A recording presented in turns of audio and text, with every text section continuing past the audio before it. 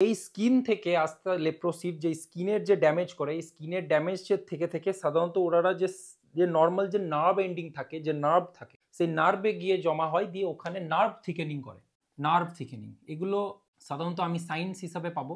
Symptom কিন্তু patient এটাই বলবে কি ডাক্তারবাবু আমার এখানে একটা হালকা কিরকম প্যাচ হয়েছে, এখানে কোনো রকম আমি সেন্স পাচ্ছি না, ওখানটা হঠাৎ করে ঘা হয়ে গেছে, দীর্ঘদিন ধরে শুকাচ্ছেও না, এই রকমের কমপ্লেন কিন্তু পেশেন্টরা নিয়ে আসে। এবং আমরা ক্লিনিক্যালি যে সমস্ত জায়গাগুলো দেখি, এগুলো হচ্ছে কি নার্ভ থিকেনিং। যেমন কিছু কিছু পার্টিকুলার নার্ভ আছে যেগুলো আমরা সাধারণত দেখি কি নার্ভটা থিকেন হয়ে গেছে, মোটা হয়ে গেছে নর্মালের থেকে। এই অবস্থায় যদি চিকিৎসা বা আর্লি ডিটেকশন না করা হয়, তাহলে ইভেনচুয়ালি আস্তে আস্তে দেখা যাবে পেশেন্টের ডিসএবিলিটি, ডিফর্মিটি ডেভেলপ করতে পারে। যদি আমি নার্ভটাকেই বাঁচাতে না পারি আস্তে আস্তে, তাহলে আস্তে আস্তে ড্যামেজ হয়ে হয়ে পেশেন্টের পঙ্গু হয়ে যাওয়ার মতো ব্যাপার থাকে। যেমন হচ্ছে যে সমস্ত লক্ষণগুলো আমরা পাই পেশেন্টদের, যারা লেট অবস্থায় আসে তাদের হাতগুলো এরকম হয়ে যায়, অর্থাৎ সে আঙুলগুলোকে আর এরকম করে সোজা করতে পারে না, কুঁকড়ে যায়। এই যে মাসেলগুলো হাতের, এগুলোকে থেনার হাইপোথেনার মাসেল বলে, এই মাসেলগুলো অনেক উইক হয়ে যায়, ঠিক আছে, এইগুলো অনেক পাতলা হয়ে যায়। পায়ের ক্ষেত্রেও সেম ডিফর্মিটি হয়।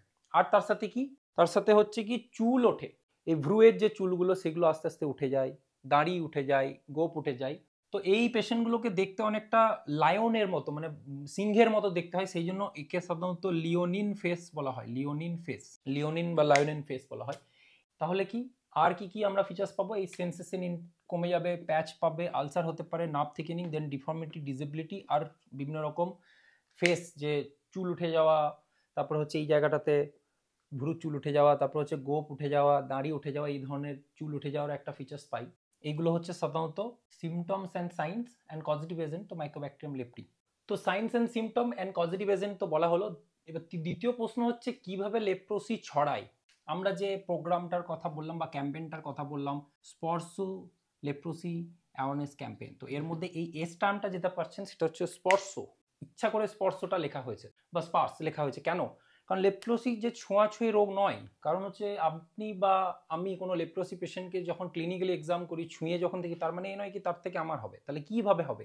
লেপ্রোসি ছড়ায়, এটা যেহেতু এক ধরনের কমিউনিকেবল ডিজিজ, লেপ্রোসি সাধারণত ছড়ায় আপনার এয়ার ড্রপলেটের মাধ্যম দিয়ে বা ড্রপলেটের মাধ্যম দিয়ে। কিভাবে? এই লেপ্রোসি পেশেন্টদের যে লেপ্রোসি যে মাইকোব্যাকটেরিয়াম লেপ্রি যে জীবাণুটা, সেটা এই শ্বাসের মিউকাসের এইখানটাতে থাকে, ন্যাজোফ্যারিঞ্জিয়াল মিউকাসের এখানে থাকে। যখনই লেপ্রোসি পেশেন্ট যে শ্বাস প্রশ্বাস নেয়, যে হাঁচি করে বা কাশে কখনো কখনো, সেক্ষেত্রে কিন্তু এই যে এয়ার ড্রপলেট তখন হাঁচির সময় বা